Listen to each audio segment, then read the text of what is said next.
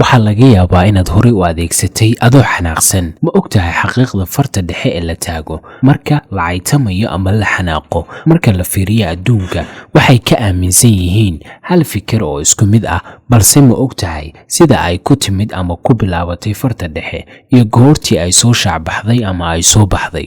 dagaal ayaa dhex maray sanadkii 1915 dowladaha Faransiiska, Ingiriiska. dagaalkaas oo la magac baxay Agincourt kadib waxaa gacan sareeyay ama guuleystay qaybtii koobaad wadanka Faransiiska. maxaabiis aad u badan ayaa ay ka qafaasheen maadaama ay u gacan sareeyeen. Ingiriisku waxa uu xariif ku ahaa sida loo gamo leebka, waxa ayna go'aansadeen ciidamadii Faransiiska inay farta dhexe ee leebka ka gooyaan ka wadana jaraan si aanay leeb dambe ugu ridin. waxayna ku fuliyeen isla go'aankii, waa ayna ka jareen. wareegii labaad ayaa Ingiriisku gacan sareeyay ama Ingiriisku guuleystay.